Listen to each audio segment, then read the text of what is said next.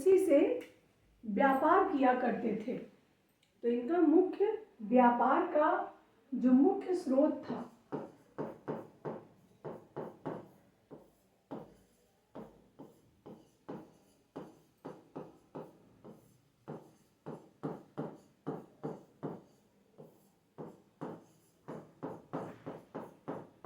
कृषि था, परंतु ये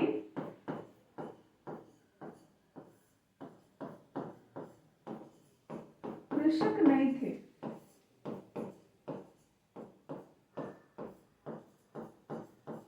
ये एक धनी व्यापारी थे।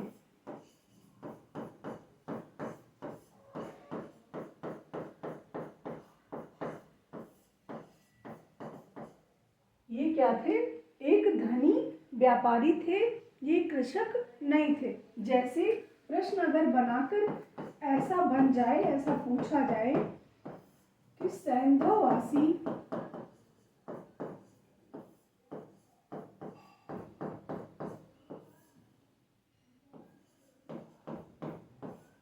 क्या थे? ऑप्शन बनेगा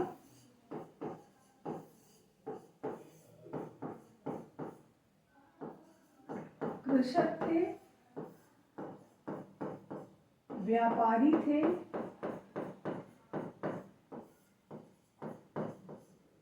पुरोहित थे,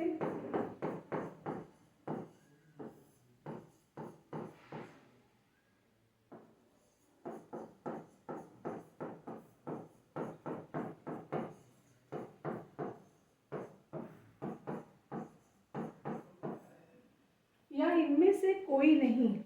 तो ये क्या थे? ये एक व्यापारी थे। बहुत से लोगों को जब डीप में नॉलेज नहीं होगा तो वो क्या करेंगे, लगा देंगे यहाँ पर पुरोहित थे, राजा थे, ऐसा भी आंसर लगा सकते हैं। इसलिए आज के पेपर्स डीप में बनेंगे, ये एकदम कंफर्म है कि जो पेपर्स बनेंगे वो क्वेश्चन डीप से उठाए जाएंगे। और जब डीप से उठाए जाएंगे तो डीपली नॉलेज रखना आपके लिए बहुत ज़रूरी होगा। वन लाइनों की चीज़ें सिर्फ आपको लर्न करने के उद्देश्य से बनाई जाती हैं, ना कि आप एक लाइन का पढ़ के सिलेक्शन ले सकते हैं, ऐसा नहीं होता है। अब ये कौन कौन से अनाज उगाते थे?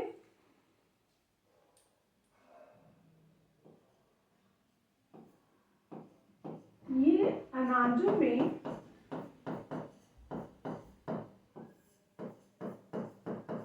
जौ, गेहूं, दालें,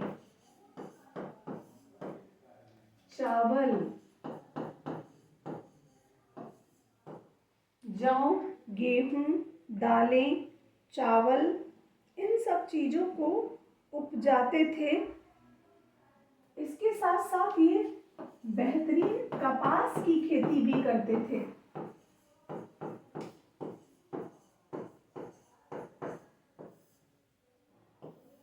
इसके साथ साथ ये कपास की खेती भी खूब करते थे। कपास से ये काफी मजबूत हुए। कृषि के जो प्राचीनतम साक्ष्य हैं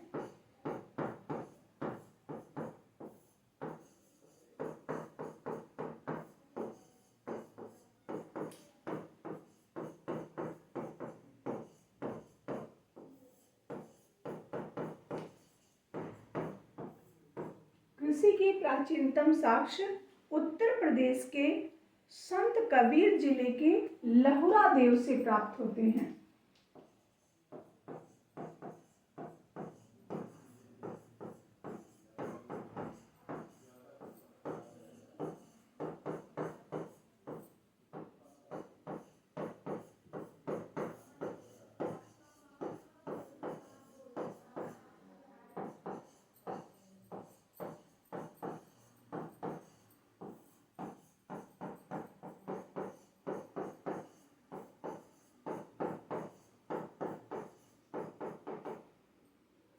इतना खेती में ये कार्य करते थे।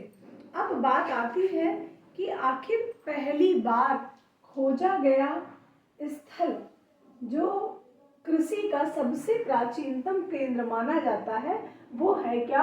वो उत्तर प्रदेश है। उत्तर प्रदेश में एक स्थान है संत कबीर नगर, वहाँ का एक स्थान है लहुरादेव, वहाँ से प्राप्त होते हैं।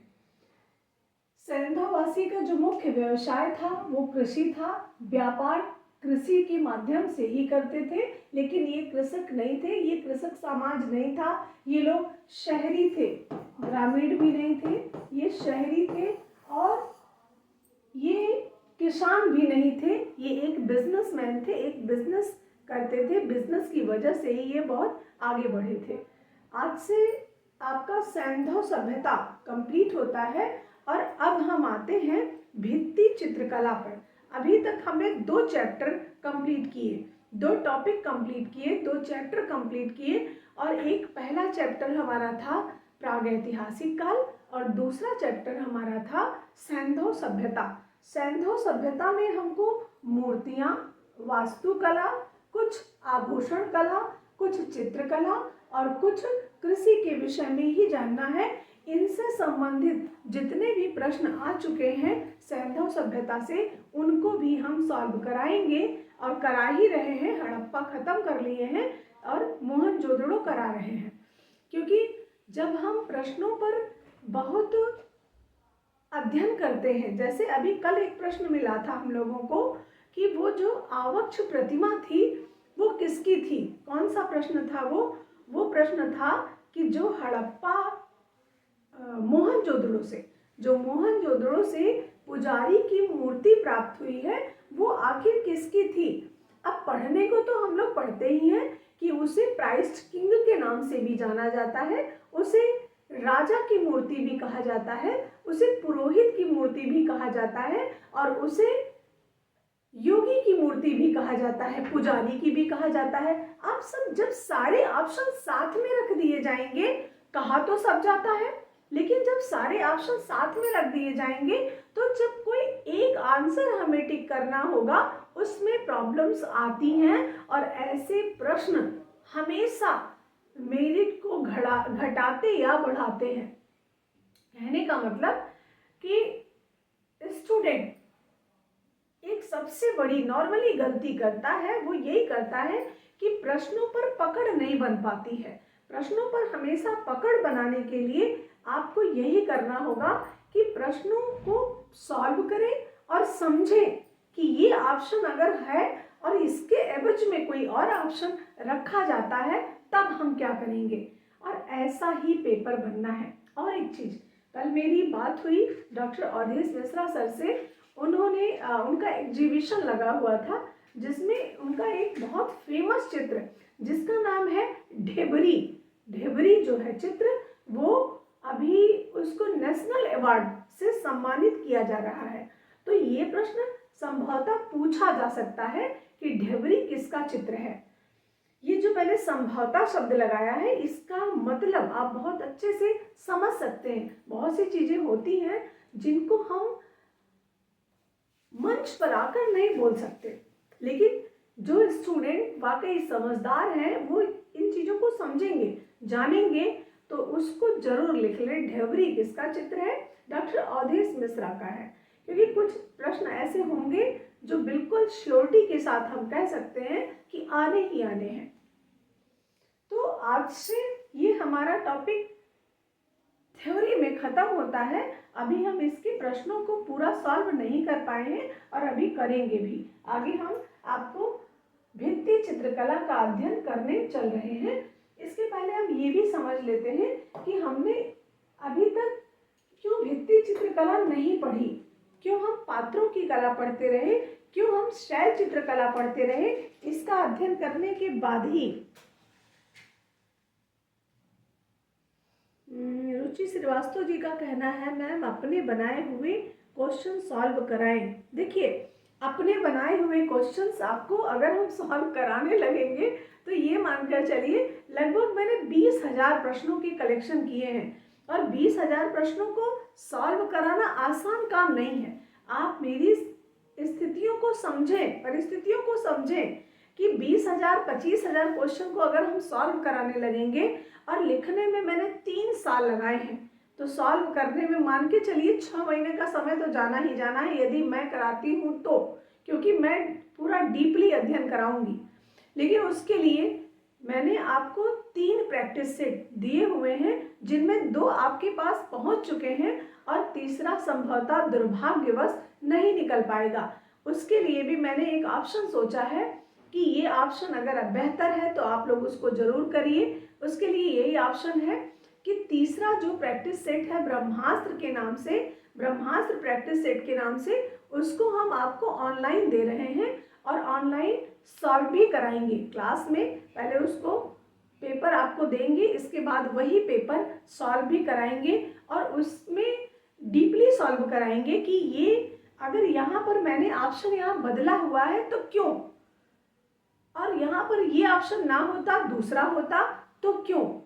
इन सब चीज़ों के विषय में पूरा कराएंगे और ये क्लासेस हमारी 25 नवंबर से स्टार्ट होंगी और वो क्लासेस 399 रुपए की है, जिसमें 30 प्रैक्टिस है, आपका 30 टेस्ट पेपर है, उसको जरूर ज्वाइन कर लीजिए। देखिए बहुत से स्टूडेंटों का कहना होता है कि कितनी बार हम फीस पेमेंट करें, कितनी बार हम किताबें लें, कितनी बार हम पढ़ें, तो हम आपको एकदम श्योर कर देना चाहते हैं। और इस बात को भी आप समझिए कि जब एक बच्चा पैदा होता है और वो स्कूलिंग उसकी लाइफ शुरू होती है तो आप समझ सकते हैं कि 1 में, 2nd में, 3rd में, 4th में स्टेप बाय स्टेप वो बढ़ता है। तो इसके लिए ये ना परेशान हुआ करें कि 300, 500 में, 2000, 4000 में अगर हम पढ़ने जाते हैं स्कूलों में, तो क्या स्कूल की फीस क्या हम एक ही बार देते हैं? नहीं ना। तो जितना आप काम करेंगे, जाहिर सी बात है उतना आपको पैसा मिलेगा और उतना आपको पेमेंट, अगर आप वहाँ जाते हैं तो पेमेंट भी करना पड़ता है। इसके लिए बिल्कुल नाराजगी नहीं व्यक्त होनी चाहिए किसी की भी कि अरे भाई हम कितना, जब तक आप सेलेक्ट नहीं हो जाते हैं तब तक आपको करना ही पड़ेगा और करिए, क्योंकि नहीं करते हैं तो समस्या होती है। ठीक, अब हम बात करते हैं, अभी तक इसके पहले हमने प्रागैतिहासिक काल अपना फर्स्ट चैप्टर पढ़ा,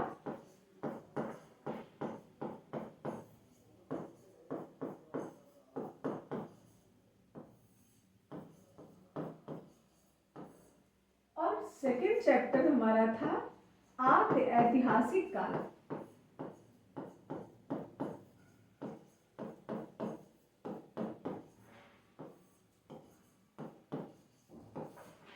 और थर्ड चैप्टर हमारा होता है ऐतिहासिक काल।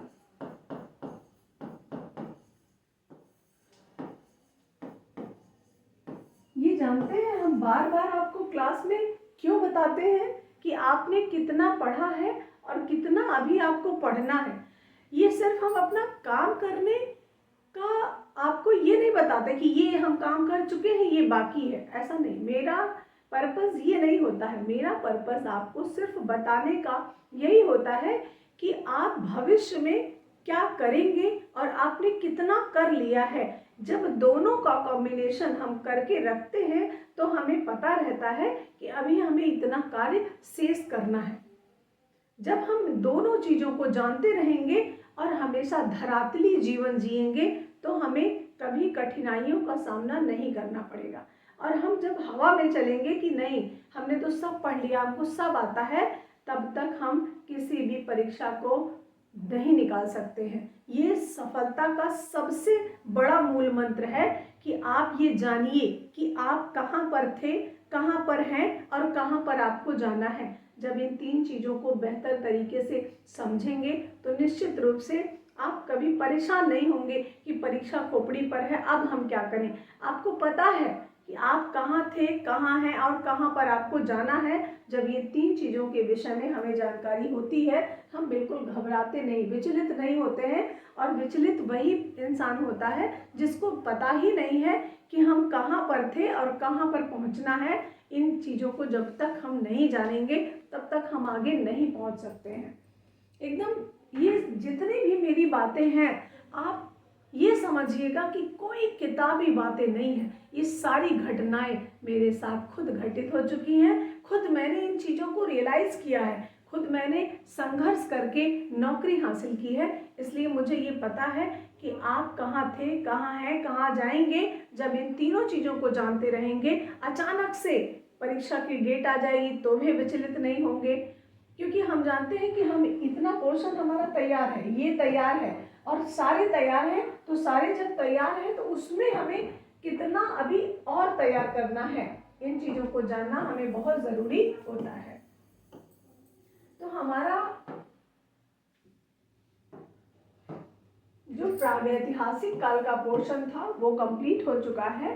आद्य ऐतिहासिक काल का पोर्शन कंप्लीट हो चुका है। अब हम शुरू करेंगे ऐतिहासिक काल। इसको जानने से एक फायदा और होता है, हम सब कला की पृष्ठभूमि को जानते रहते हैं। जैसे इसकी पृष्ठभूमि ये है, इसकी पृष्ठभूमि ये है और इन सबकी पृष्ठभूमि ये है। समझ रहे हैं? यहाँ पर विषय क्या था? आखेट था। यहाँ पर विषय क्या था? वही आखेट था, पशु पक्षी मानव ज्यामिति आकृतियां। लेकिन यहाँ पर विषय परिवर्तित हुआ। यहाँ पर विषय क्या हुआ? परिवर्तित हुआ और विषय यहाँ पर चला आया मानव के साथ धर्म चला आया। अब यहाँ से धर्म भी आ गया है। जैसे हम यहाँ पर पढ़ रहे थे शैल चित्रकला, यहाँ पर क्या पढ़ रहे थे? शैल चित्रकला पढ़ रहे थे। और आद्य ऐतिहासिक कला में हमने क्या पढ़ा? पात्रों की कला, मूर्ति कला, वास्तु कला, सभी कलाएं पढ़ ली लगभग। और यहाँ पर हम क्या पढ़ेंगे? सिर्फ और सिर्फ भित्ति चित्रकला का बोलबाला था। तो क्या मूर्ति कला नहीं थी? थी। क्या वास्तु कला नहीं थी? थी। सब था। लेकिन जैसे यहाँ पर बोलबाला शैल का था, वैसे ही इन सभी में जितनी हम गुफाओं का अध्ययन करेंगे, उन सब में जो मेन प्रसिद्धि होगी वो क्या होगी? भित्ति चित्रकला होगी। लेकिन हम सब में नहीं कह सकते हैं, कुछ दो एक गुफाओं में भित्ति चित्रकला को छोड़कर भी कार्य हुए हैं। तो इसको जानने से हमें क्या होगा? हम ये जानते रहेंगे कि कितना अभी हमने आखेट को पढ़ा, कितना हम भित्ति चित्रकला को, कितना पात्रों की कला को, कितना हम शैल कला को पढ़ चुके हैं। तो ये जो हमारी कला थी, पहले आया शैल। ये सीक्वेंस लगाने को अगर कभी कह देगा तो शैल चित्रकला पहले बनी, फिर क्या बना? पात्रों की कला, मतलब बर्तनों पर कला गई, और फिर क्या आया? भित्ति चित्रकला। ये आपका सीक्वेंस है। भित्ति चित्रकला की जो पहली शुरुआत है, और हम सीक्वेंस से अगर देखें तो जोगीमारा गुफा हमारी पहली गुफा है। इसके बाद की गुफा अजंता है, फिर बाघ है। और इस बार की क्लास में हम सभी गुफाओं को सीक्वेंस के साथ पढ़ाएंगे। पहले क्या है, फिर क्या है, फिर क्या है, ताकि आपको कंफ्यूजन ना हो। और ऐसा प्रश्न एक बनता भी है कि पहली गुफा कौन सी है, दूसरी कौन सी है, तीसरी, ऐसा सीक्वेंस लगाइए। तो यहाँ से हम पढ़ने चल रहे हैं क्या? मिनिएचर की म्यूरल पेंटिंग। मिनिएचर कहेंगे कि म्यूरल पेंटिंग कहेंगे? भित्ति चित्रकला यानी mural painting. Mural painting, mural means होता है भित्ति चित्रकला और मिनिएचर मीन्स होता है लघु चित्रकला। तो लघु चित्रकला जो होती है वह आपकी चली जाती है किताबों में, पुस्तकों में, छोटी चीजों में। और ये जो भित्ति चित्रकला है, ये बहुत बड़ा, इसका आधार जो होता है वो बहुत बड़ा आधार होता है। तो दोनों को बिल्कुल विपरीत चीजें हैं दोनों, और दोनों को समझना हम इसी क्लास में समझने का प्रयास करेंगे। ऐतिहासिक काल की जो गुफा स्टार्ट हो रही है वह आपकी है जोगीमारा। ठीक, तो जो पहली गुफा है हमारी ऐतिहासिक काल की प्रथम गुफा,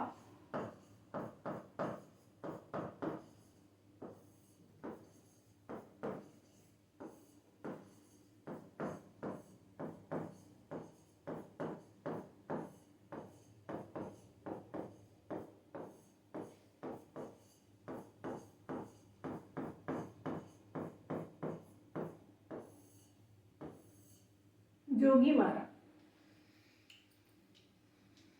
सबसे पहले ये जान लेंगे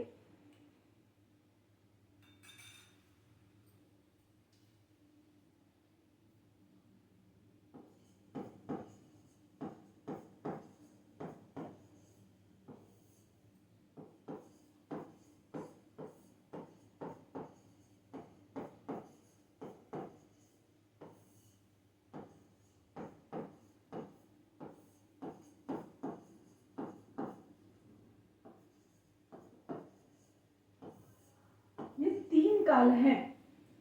अब हम ये जाने कि ये गुफा जो है किस काल की मानी जाएगी। पूर्व मध्यकाल लगाएं या मध्यकाल लगाएं या उत्तर मध्यकाल लगाएं, क्या हमें उचित आंसर यहाँ पर देना होगा। सभी स्टूडेंट आंसर दे प्लीज। प्रीति कुशवाहा जी मध्यकालीन है।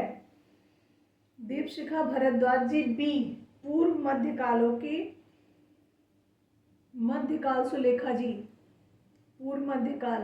देखो बहुत से स्टूडेंट का कमेंट्स आ रहा है कि मध्यकाल। ये बताइए जब स्टार्ट हुआ है ऐतिहासिक काल तो तुरंत मध्यकाल कहाँ से आ जाएगा। थोड़ा सा विचार करें। ऐतिहासिक काल, फिर मध्यकाल, फिर आधुनिक काल।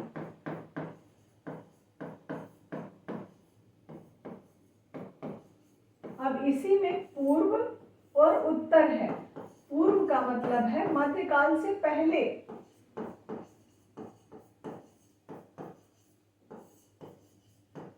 और उत्तर का मतलब है मध्यकाल के लास्ट वाला समय जो कि स्टार्ट होने जा रहा है आधुनिक काल। तो ये गुफा पूर्व मध्यकाल की होगी, मतलब मध्यकाल से पहले का समय। ऐतिहासिक काल के तुरंत के बाद की गुफा है, तो कैसे ये आपकी मध्यकाल हो सकती है। तो ये पूर्व मध्यकाल में ये गुफा आती है जोगीमारा। तो जो हमारी ऐतिहासिक काल की पहली गुफा है उसका नाम है जोगीमारा। ये ठीक। जोगीमारा किस काल के अंतर्गत आएगी, इसको भी समझना बड़ा कठिन है। कठिन ये है, जैसे हमें ऑप्शन मिलता है मौर्य काल, वैदिक काल,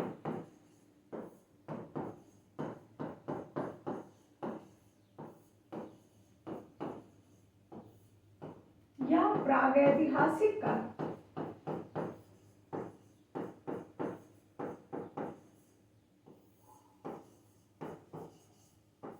या आद्य ऐतिहासिक काल।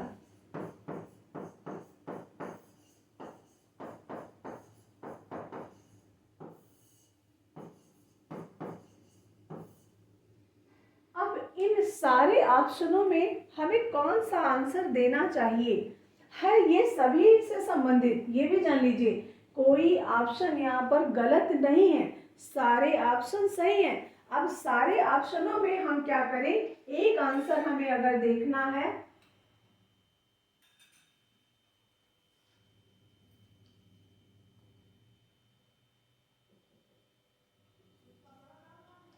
जैसे घर में मम्मी पापा होते हैं, बच्चों से पूछा कि तुम सबसे ज़्यादा किसको पसंद करते हो, मम्मी को या पापा को।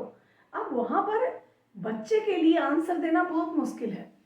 ऐसे यहाँ पर भी हमारे बच्चों के लिए ये आंसर बहुत मुश्किल है कि मौर्यकालीन गुफा भी है, ये वैदिक कालीन भी है और प्रागैतिहासिक कालीन भी है, आद्य ऐतिहासिक कालीन भी है। अब उसमें हम कौन सा आंसर टिक करें, ये बड़ा कठिन कार्य है।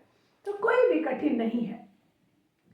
देखिए कठिन क्यों नहीं है, जब हम रियल चीज़ों को जानेंगे, रियलिस्टिक में जिएंगे, रियलिस्टिक चीज़ों को जानेंगे तो कठिन नहीं है। कैसे, जैसे जो हमारा सटीक आंसर है, जो हमारा सबसे पहला उत्तर बनता है वो बनता है मौर्यकाल। क्यों? क्योंकि जब इसका निर्माण सम्राट अशोक ने करवाया है तो ये गुफा मौर्यकालीन हुई। जब इसका निर्माण सम्राट अशोक ने करवाया तो ये गुफा कैसी हुई, मौर्यकालीन हुई, नो डाउट। हाँ, ऑप्शन अगर नहीं रहता है, मान लीजिए हम सीक्वेंस से प्रश्न बना देते हैं और सीक्वेंस से ऑप्शन रखते हैं। फिर देखिए, जैसे जोगीमारा की गुफा,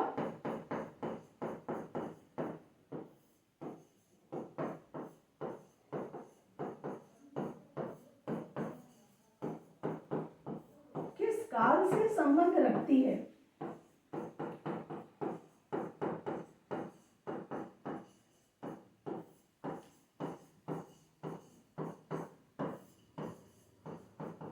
ये हुआ ऑप्शन बना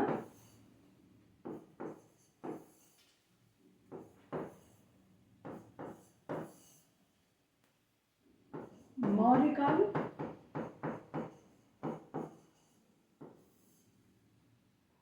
वैदिक काल,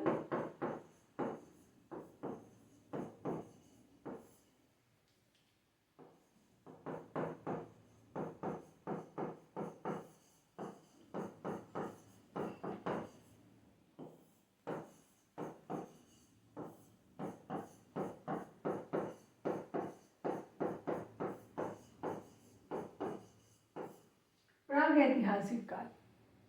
अब पहला आंसर जो हमारा होगा वो होगा मौर्य काल, और ये ऑप्शन हट गया, नहीं है, ये ऑप्शन को हटाया। अगर ये ऑप्शन हमें नहीं मिलता है, पहला तो हमें यही लगाना है मौर्य काल ही, लेकिन अगर ये ऑप्शन हमें नहीं मिला तब हम क्या करें, क्या करना चाहिए? तब हमें जो दूसरा आंसर है हमारा, जो सेकंड आंसर है, वो क्या होगा? वैदिक काल। अब हम दूसरा ऑप्शन भी हटा देते हैं। यदि दूसरा ऑप्शन हटता है तो हमें क्या करना चाहिए? अब दूसरा ऑप्शन हटा, तब हम लगा देंगे आद्य ऐतिहासिक काल। सी लगा दिया। सीक्वेंस से हम चल रहे हैं, सीक्वेंस से हम पढ़ रहे हैं, सीक्वेंस से हम चल रहे हैं।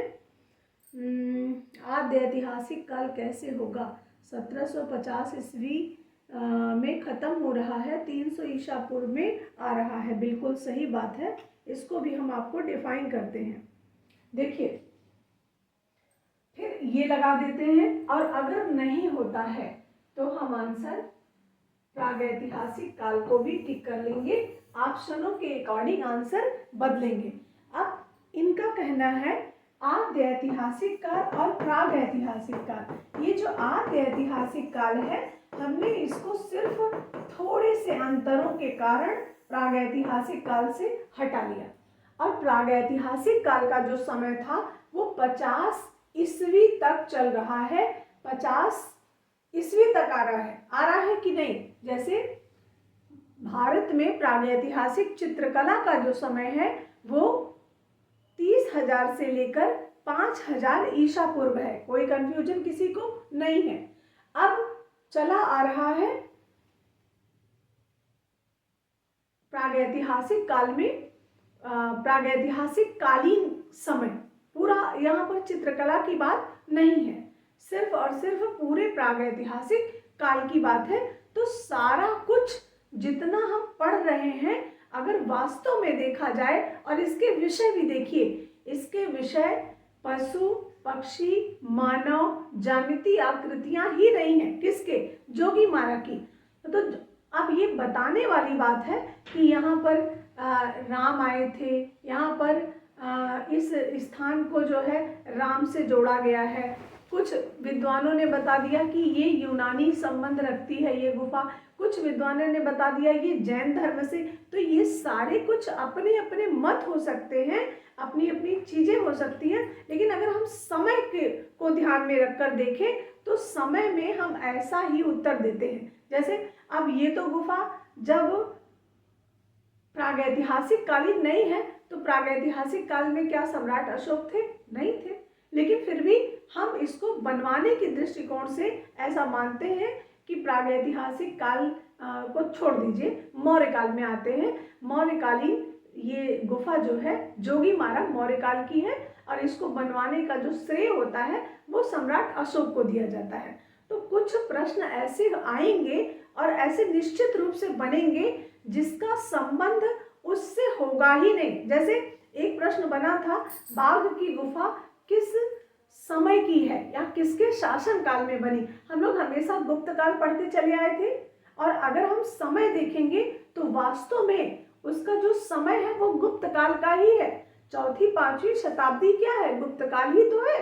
लेकिन ऑप्शन में दे दिया सातवाहन कालीन, तो हम सातवाहन काल लगा दिए। क्यों? क्योंकि कुछ वहां की गुफाएं जो थी वो सातवाहन काल में निर्मित थी, बनी थी। बस इसीलिए ऑप्शन बेस कला है। ये जान लीजिए कि कला का उत्तर देना इतना आसान नहीं है जितना और अन्य लोग समझते हैं कि ऐसा ये जो प्रश्न आया है ये गलत है, या उसमें हम ये भी समझ लेते हैं कि आयोग ने गलत जो है ऑप्शन रख दिया। ऐसा कुछ भी नहीं है, गलत ऑप्शन नहीं है। जब आंसर गलत आते हैं तब समझ में आता है कि आंसर गलत है। लेकिन प्रश्नों के माध्यम से अगर हम जानते हैं कि ये प्रश्न, जैसे उसमें आया था 2016 की परीक्षा में, टीजीटी में आया था कि पहाड़ी चित्रकला किससे संबंध रखती है, राजपूत से या लोक कला से। तो पहाड़ी चित्रकला को दो भागों में बांटने का कार्य आनंद कुमार स्वामी ने किया था, और उन्होंने कहा कि पहाड़ी चित्रकला राजपूत कला का ही एक अंग है, और एक दूसरा अंग क्या है, राजस्थानी है। तो राजस्थानी पहले हो गई, पहाड़ी बाद में हो गई। तो बस कुछ चीजें ऐसी हैं जो हमें ऑप्शन बेस है, उसको ऑप्शन के हिसाब से समझना पड़ेगा।